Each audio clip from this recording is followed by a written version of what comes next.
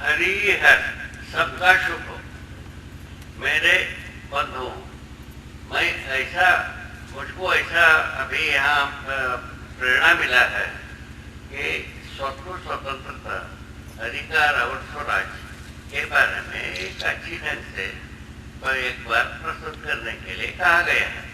मैं समझता हूँ आप लोगों ने इसको अच्छा समझने के लिए तैयारी में ही बैठे हैं, ऐसा मेरा विश्वास। जय हो, मंगल हो, कल्याण। तो स्वत्व के बारे में अभी तक आपने बहुत सुना है। तो स्वसाहित्य व्यवस्था समग्र व्यवस्था में भागीदारी मूल सूत्र यही, जैसा मट्टी में मृतत्व रहता, मृतत्व के साथ ही मट्टी व्यवस्था, पाषाणत्व के साथ पाषाण मट्टी सारे पत्थर अपने व्यवस्था में, धातुत्व के साथ धातुएं व्यवस्था में, और मणित्व के साथ मणि अपने व्यवस्था में। ऐसा कोई चीज चल करके जैसा अश्वत्थ वृक्ष है उसके त्वा होते हैं, और धूप होता है, धूपत्व होता है, नीम होता है, नीमत्व होता है, निम्ब होता है, निम्बत्व होता है। इस प्रकार से सभी के साथ त्वा होता है। उसके बाद जीवों में बाघ में बाघत्व होता है, व्याघ्रत्व होता है, गाय में गायत्व होता है। इसी प्रकार से सभी में चींटी में अपने त्वा होता है। इस ढंग से सभी अपने स्वसाहित्य व्यवस्था में, इसको आप लोगों ने सुना। मनुष्य मानव जो है ना, मानवत्व के साथ जीना है, वो अभी तक आया नहीं। मानव में क्या परेशानी हो गई, जीवों के सदृश जी नहीं गया, इसलिए नहीं हुआ। इतना ही बात।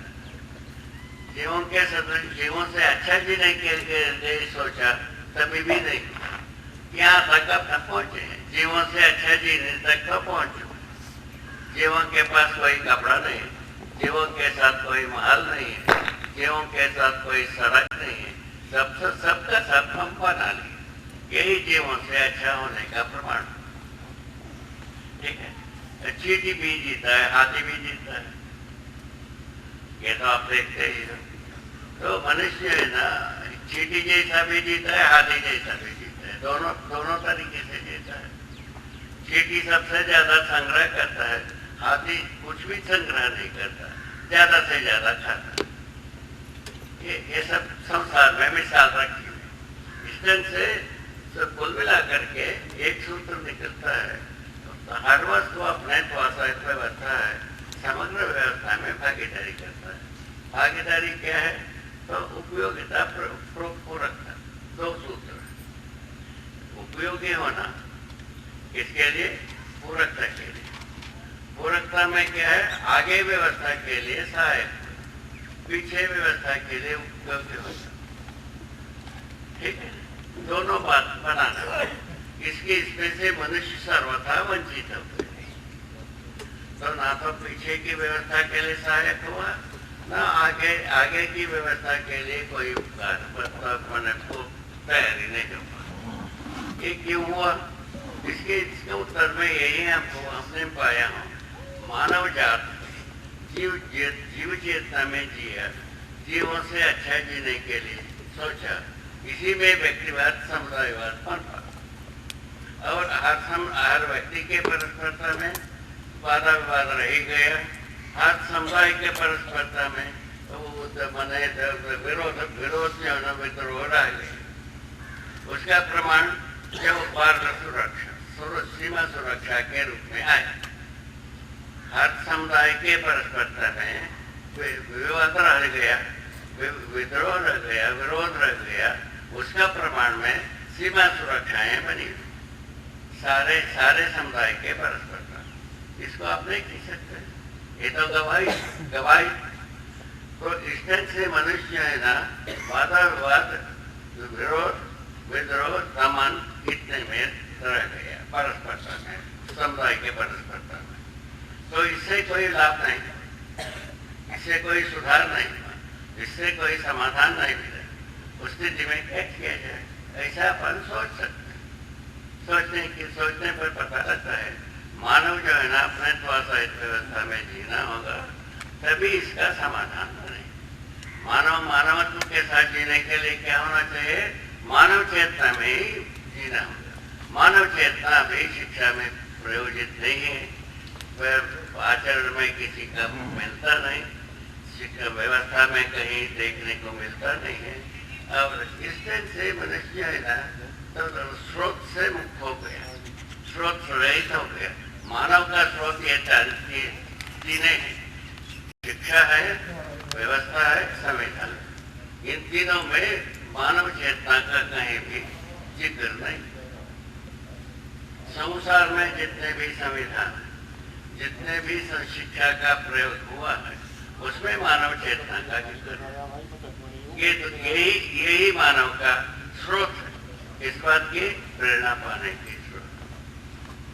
उसके बाद यदि स्रोत है धर्मगति है, राजगति है, राजगति धर्मगति से कोई प्रेरणा ऐसे बात के लिए कुछ भी कोई धर्मगति नहीं है जो मानव चेतना को लोक संसार में इंट्रोड्यूस करे, और कोई ऐसा राजगति नहीं जो मानव चेतना को हम संरक्षित करे।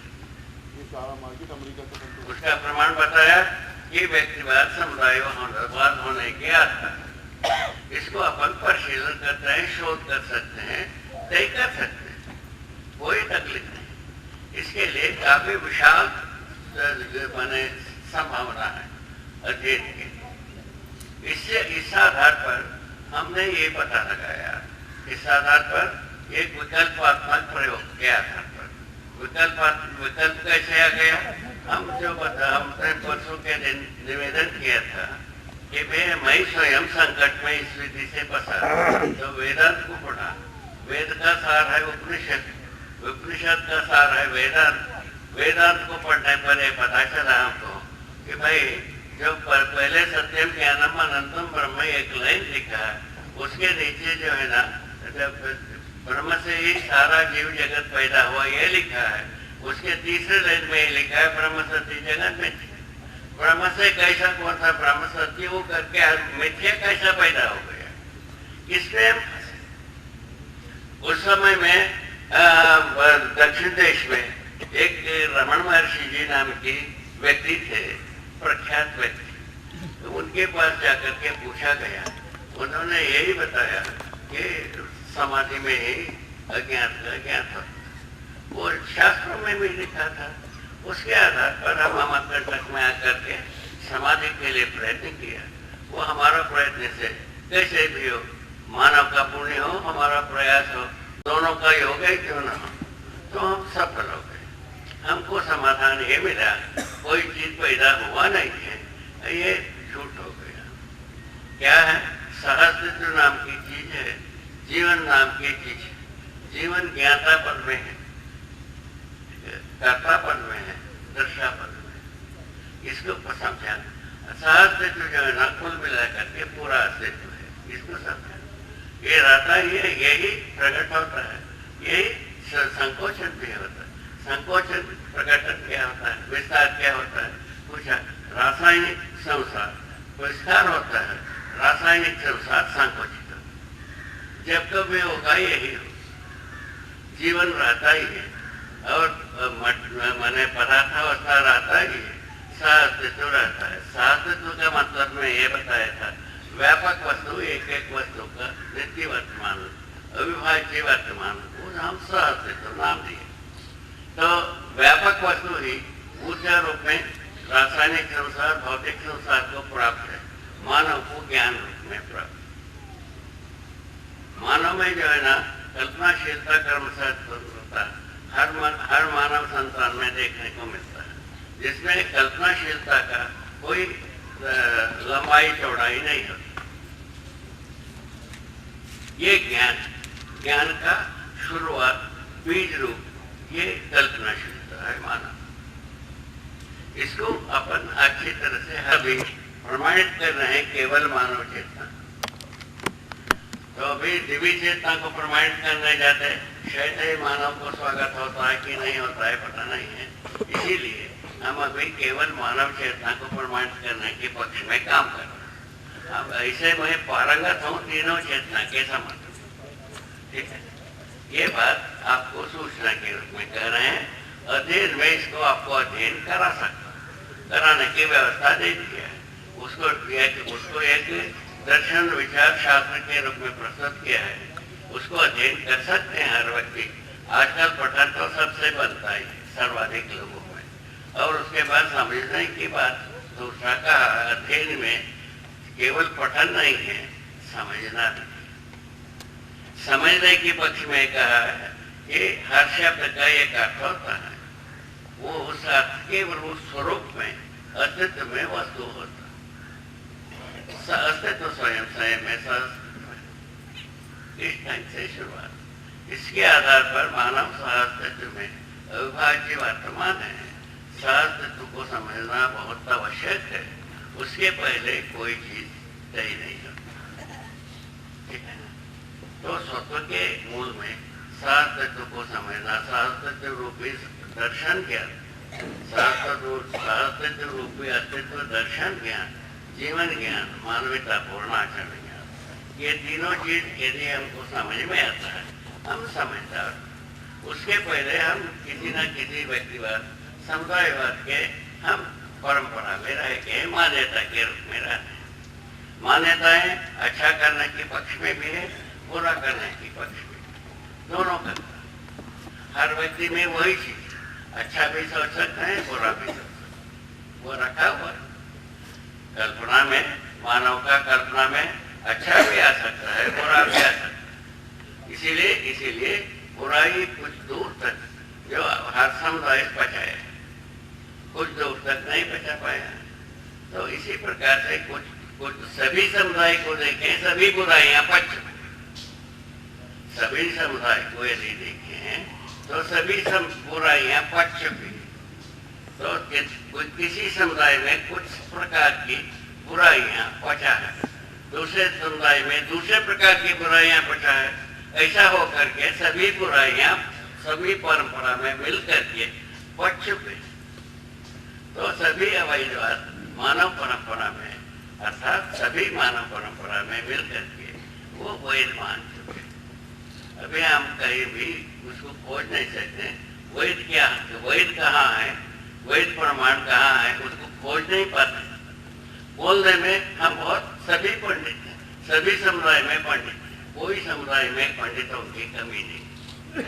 वो इस बात की पंडित बस पढ़ना, पढ़ करके सुनाना पंडित। हम स्वयं वेद मूर्तियों के परिवार के हों, उसको श्रुति नाम दिया है। वेद श्रुति का मतलब होता है सुनना, सुन करके सुना देना। ये पंडिताई का मतलब है। प्रमाण कुछ नहीं, प्रमाण के रूप में हमने कुछ भी नहीं प्रस्तुत किया अभी तक। हम हमारे वंश परंपरा हजारों वर्षों से वेद मूर्ति के रूप में जी है, हजारों वर्षों से। इससे ज्यादा क्या उदाहरण बताऊं, क्या बताना। ये करुण कथा इतनी पर्याप्त है।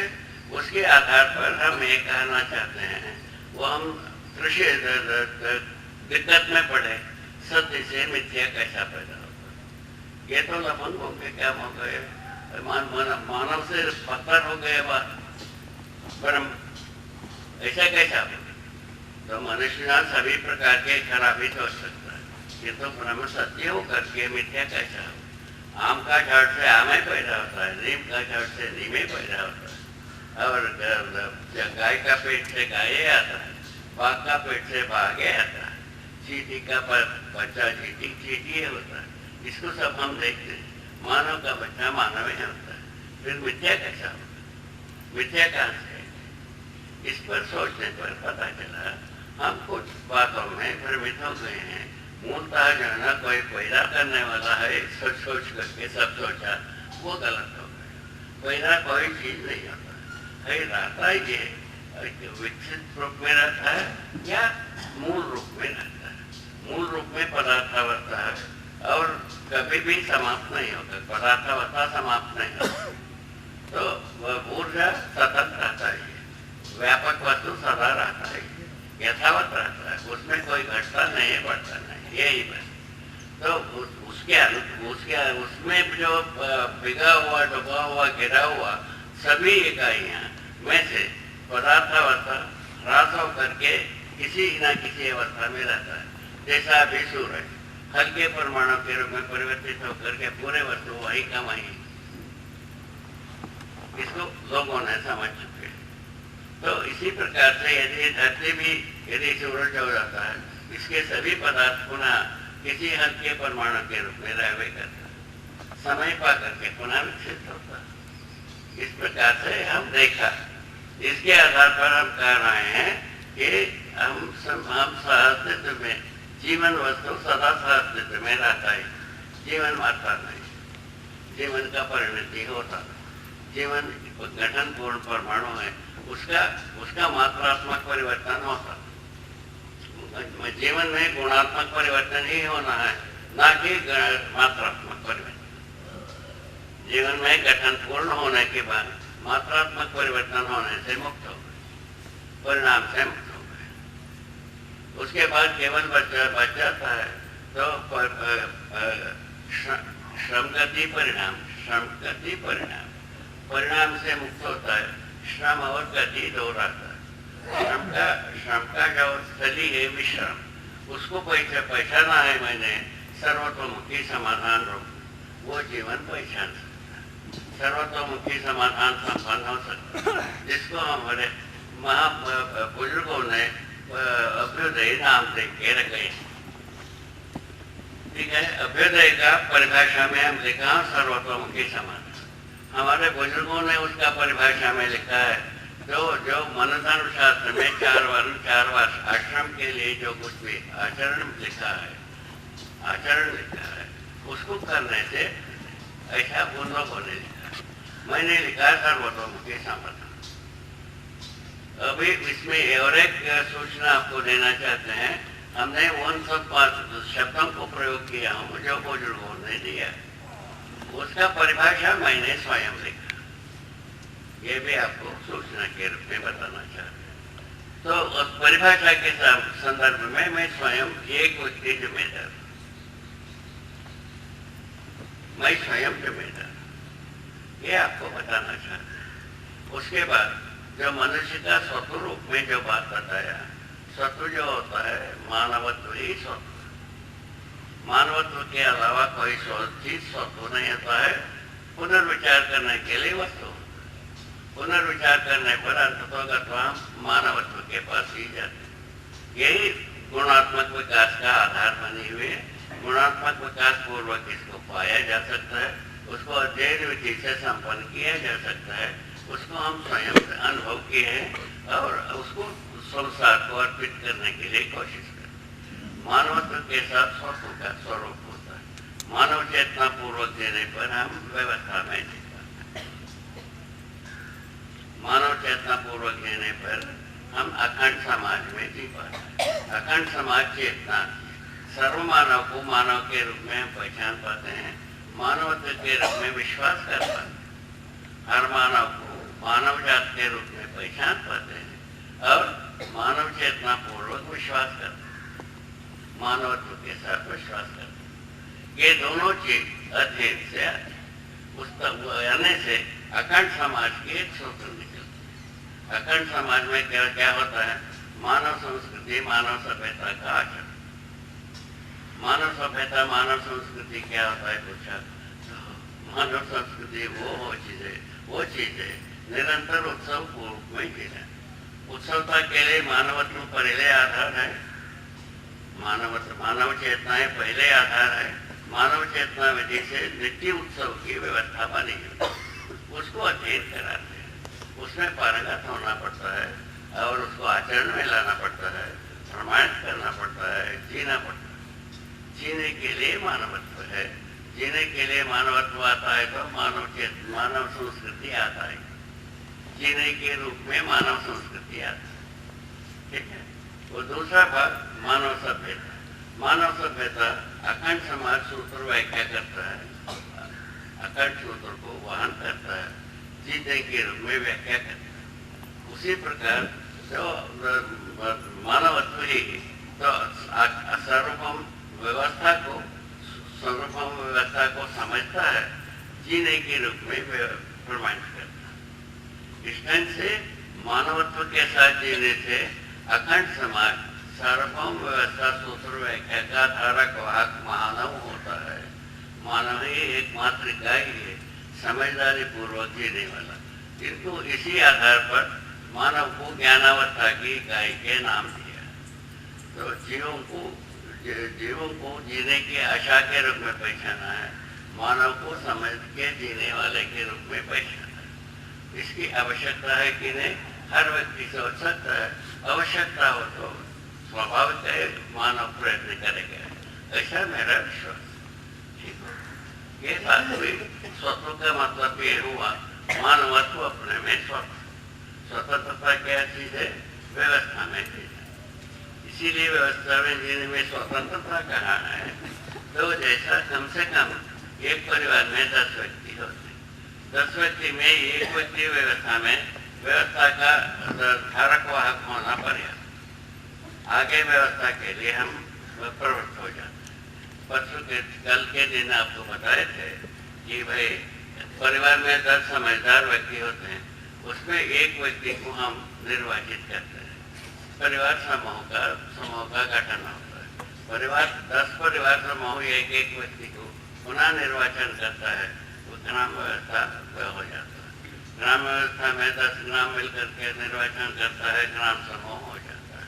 उसी प्रकार से विश्व परिवार राज्य सभा बन जाती। इस ढंग से अभी व्यवस्था के परिवर्तन की एक स्वतंत्रता रखा, व्यवस्था में परिवर्तन की और भागीदारी की स्वतंत्रता रखा, अपने सामने रखा। ये स्वतंत्रता है व्यवस्था में गुणात्मक परिवर्तन, उसमें भागीदारी हमारा स्वतंत्रता है।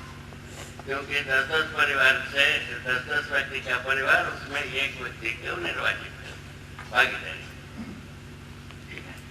इस ढंग से इसमें स्वतंत्रता का स्वरूप बनता, इसमें स्वतंत्रता में जीने में, स्वतंत्रता किसमें जिएंगे, स्वराज्य में जिएंगे। स्वराज्य क्या हुआ, मानवत्व को वैभव रूप में बनाए रखना, वो स्वतंत्रता है, ठीक है। मानवत्व को वैभव रूप में निरंतर पुस्तक से पुस्तक तक पहुंचाने के रूप में बनाए रखना, ये वैभव है। पुस्तक से पुस्तक माने संतान से संतान को और उनके संतान को बनाए रखना, ये वैभव। ऐसा वैभव को चाहते हैं तब हम स्वतंत्र होते हैं, बाकी जगह में हम स्वतंत्र हैं। ब्रह्मवश जितने भी करते हैं, कर्म करते समय में हम स्वतंत्र रहते हैं, फल भोगते समय स्वतंत्र हो जाते हैं। अभी समझदारी पूर्वक कुछ भी कर्म करते हैं तो उसका फल भोगने में भी हम स्वतंत्र हैं और कर्म करते समय में भी स्वतंत्र। सारे जीव संसार जो फल भोगते समय में भी स्वतंत्र है और कर्म करते समय में भी स्वतंत्र, वो अपने जीवत्व के साथ है जीना, उससे ज्यादा जी नहीं पाएगा, ठीक है। अभी मानव उस जगह में आ गए, उस जगह में आकर के कुछ दिनों बाद सोचा उससे अच्छा हो गया तो कपड़ा पहन लिया, घर बना लिया, माल बना लिया, लड़का सड़क बना लिया और सारा सुविधाएं को उत्पन्न कर लिया। कल्पनाशीलता के सहारे से कर्म स्वतंत्रता किया, फलस्वरूप मिल गए, है ना। एक घर का डिजाइन किया, दूसरे बार उससे अच्छा नक्शा बना दिया, तीसरे बार उससे अच्छा बना दिया, एक बार कपड़ा बनाया उससे अच्छा दूसरा बार बना दिया, एक बार सड़क बनाया दूसरा बार उससे अच्छा बना दिया। हम उसी प्रकार पहले में भी एक बार बनाए, पहले उससे अच्छा के लिए सोचे, उससे अच्छा पहन लिए।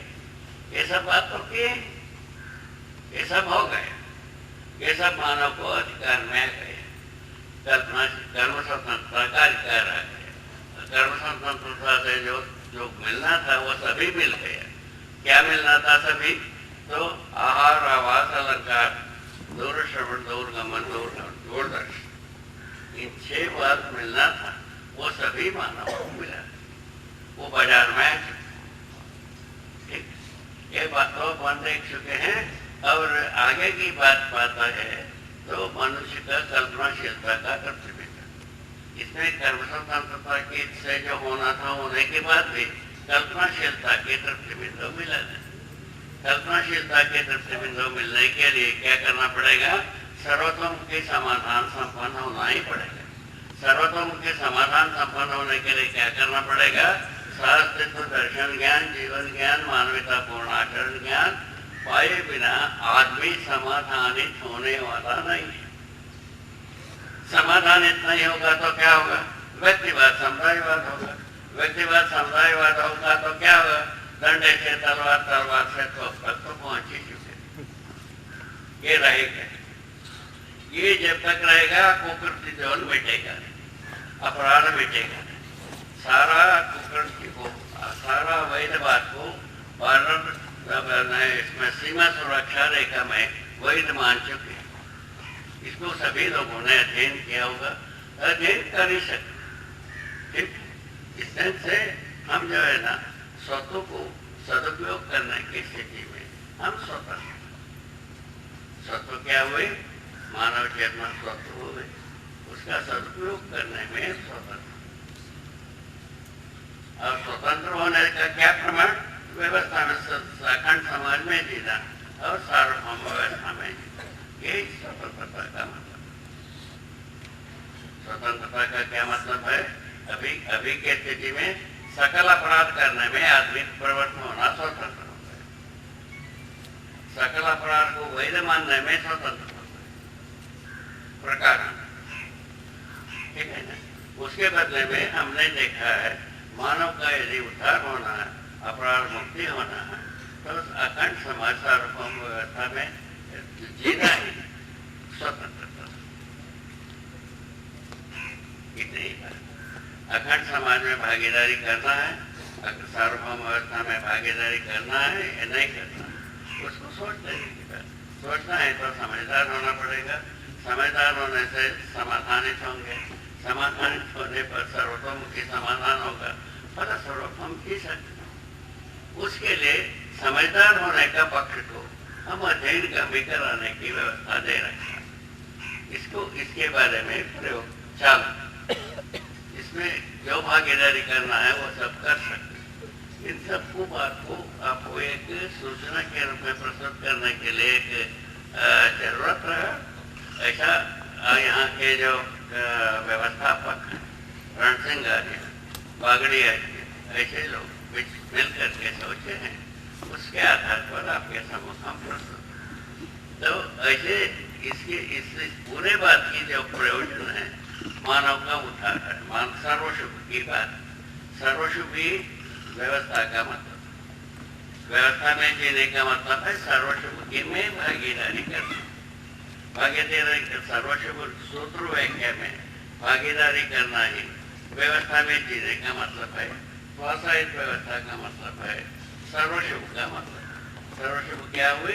समाधान होना, हर परिस्थिति में समाधान पैदा करना, न्यायपूर्वक जीना, परस्परता में न्यायपूर्वक जीना, समाधान सहित जीना, समाधान सहित हर व्यक्ति को जीने देना और स्वयं, यही बनता है। सत्य सहज रूप में सत्य को समझने से ये दोनों सहज है। क्या सत्य है? सहस्तित्व रूप में परम सत्य को समझने से ये दोनों विधि से जीना हमसे बनता है, आराम से बनता है, आवश्यकता के रूप में बनता है और अति आवश्यकता के रूप में बनता है। अति आवश्यकता क्या है? तो हमारा जैसा सबको होने के लिए प्रयत्न है, अति आवश्यक। तो अभी जो है ना हम हमारे स्वरूप को भी हम पूरा समझ नहीं पाने से विभिन्न समुदाय में हम बंटते। विभिन्न समुदाय में बंटने से परस्परता में वाद रह गए। इसमें पर घट गए हैं। मानव जाति एक होते हुए अनेक समुदाय में बटा हुआ है। बंटने के लिए ही संविधान बनाया जाता है। इससे क्या कहाँ पहुँचेंगे? कोई संविधान ऐसा बचा नहीं है जो सीमा सुरक्षा से बचना चाहता है। ऐसा कोई संविधान धरती पर नहीं, ऐसा कोई समुदाय भी नहीं, ऐसा कोई व्यक्तिवादी से बड़े विचार भी नहीं, समुदायवादी विचार भी नहीं, दोनों नहीं। यदि कोई समुदाय की विचार यदि सीमा सुरक्षा से बचने के लिए यदि सोचता है, उसको क्रियान्वयन कर सकता है। वो शिक्षा में आ सकता है, वो आचरण में आ सकता है और व्यवस्था में समझ प्रमाणित होता है, वो सब स्वागत ही है ही, वो सब स्वागत ही है। यदि इससे यदि हम जो एक प्रस्ताव रखना, यदि खूबसूरत से और कोई प्रस्ताव आता है वो तो मानव को स्वागत होगा है। क्या तकलीफ है इसमें? हमको कोई तकलीफ, हम जो कम से कम खूबसूरत से प्रस्ताव को रखा, कम से कम खूबसूरत, ज्यादा से ज्यादा खूबसूरत से प्रस्ताव रखने की अवसर है ही। उसके बारे में हर व्यक्ति सोच भी सकते, समझ भी सकते, प्रस्ताव रख भी सकते, शोध कर भी सकते। ये होना चाहिए चारों भाग, चारों गड्ढा भरना चाहिए। आचरण गड्ढे में हो गया और संविधान गड्ढे में हो गया, अपराध में फंस गया, अपराध संहिता में फंस गया। क्यों फंस गया उसको पता ही था। तो संविधान इन 3 प्रकार की बात कहता है। गलती को गलती से रोकना है, अपराध को अपराध से रोकना है और युद्ध को युद्ध से। हर संविधान ये कहता है।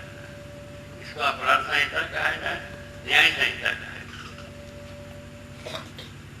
हम उसके लिए तर्क दिए हैं आत्मरक्षा न्याय, आत्मरक्षा के लिए युद्ध, आत्मरक्षा के लिए सही गलती। ये बात ऐसा संविधान स्वीकृत, ऐसा तर्क। इस सब को सुन चुके हैं हम। कुल मिलाकर के युद्ध से युद्ध को रोकना, युद्ध का प्रचलन माने विपुलता हुई। गलती को गलती से रोकने की स्थिति में गलती करने की प्रवृत्ति बढ़ गई। अपराध को रोकने से के कार्यक्रम से अपराध प्रवृत्तियां मानव में उजागर हुई, ज्यादा हुआ। इसी आधार पर हम कहते हैं तो अपना विरोध का दमन 2 काम हम कर चुके हैं। विरोध का विजय करने पर अपन तुल जाए। वो कब तुलेंगे? हम समझदार होने के बाद ही तुलेंगे। समझदार होने के बाद समाधान पूर्वक हम हर समस्या का समाधान प्रस्तुत करते हैं। फलस्वरूप ये जो युद्धों का युद्ध से रोको, समस्या भी दूर होगी, गलती से गलती को दूर करने के बाद भी दूर होगी, सभी बात दूर होगी। हम समस्या को समाधान में परिवर्तित करना शुरू कर देंगे। उसके लिए लिखा है एक लाइन, हर समस्या का गर्भ में समाधान छुपा है। समाधान ही वैभव, मानव परंपरा का वैभव समाधान। इतने का करके स्वतंत्रता व्यवस्था के स्वरूप में हम इतना कह करके यहाँ कुछ रोकता हूँ। इसके संदर्भ में और कुछ ज्यादा सुनना चाहते हैं, ज्यादा समझना चाहते हैं।